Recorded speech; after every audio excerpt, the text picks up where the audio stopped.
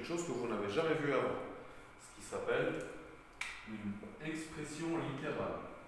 Expression littérale, dans l'expression littérale, il y a littéral. Littéral, ben, ça vient de lettres. Une expression littérale, ça va être une expression où il y aura des lettres.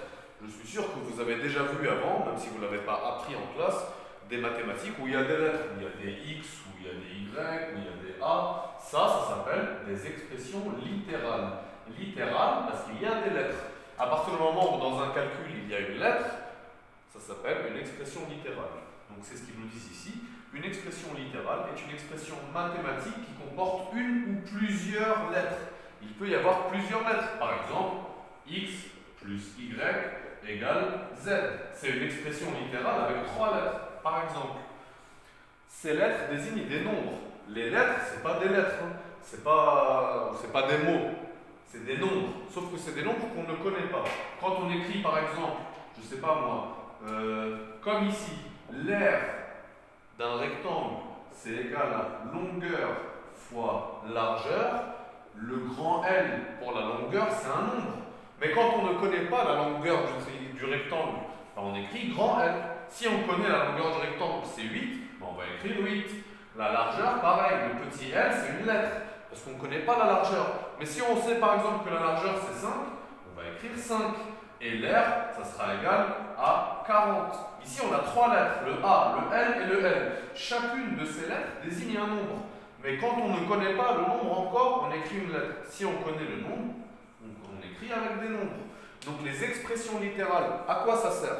Ça sert quand dans un calcul, il y a quelque chose qu'on ne connaît pas, un nombre qu'on ne connaît pas, on le remplace par une lettre. Et on va apprendre plus tard comment trouver cette lettre, comment trouver le nombre que représente cette lettre. Mais ça, c'est pas du tout pour le moment. Donc pour le moment, on va juste savoir comment écrire une expression littérale.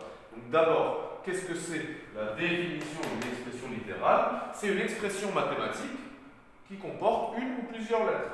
L'exemple qui est là, c'est l'exemple que je vous ai dit. C'est l'exemple de l'aire d'un rectangle, longueur fois largeur. Donc on va le regarder, l'exemple. Ils disent l'aire grand A d'un rectangle de longueur grand L et de largeur petit l est donné par l'expression littérale, parce qu'il y a des lettres, R égale longueur fois largeur. On appelle aussi ça une formule. Jusqu'à maintenant, vous appeliez toujours ça une formule. Ben, en fait, c'est aussi une expression littérale. C'est une expression mathématique, mais avec des lettres.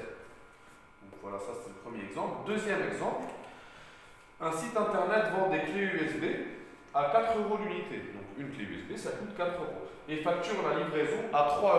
Donc, si on commande, je ne sais pas moi, 10 clés USB, on va payer 10 fois les 4 € et on va payer la livraison, plus 3 €. Si on achète une clé USB, on va payer 4 € plus 3 € de livraison. Si on achète 2 clés USB, on va acheter 2 fois 4 €, 8, plus une livraison de 3 €, ça fera 11 €. Le prix à payer dépend du nombre N de clés USB. N ici c'est une lettre, mais ça désigne un nombre. Le nombre N, mais on ne sait pas combien on va en acheter. Donc on met N. Le prix à payer dépend du nombre de clés USB achetées. On va appeler N. On exprime le prix à payer par l'expression grand P, qui est le prix, qui est aussi une lettre qui désigne un nombre. C'est égal à 4 fois N, puisque une clé USB coûte 4 €. Si on achète N clés USB, ce sera N fois 4 €, plus les 3 € de la livraison. Donc là, on a encore une expression littérale. Grand P égale 4 fois N plus 3. Tout ça, ça représente des nombres, mais le N, on ne le connaît pas, donc on l'écrit par une lettre. Et parce qu'on ne connaît pas le N, on ne connaît pas non plus le P, donc on l'écrit aussi par une lettre.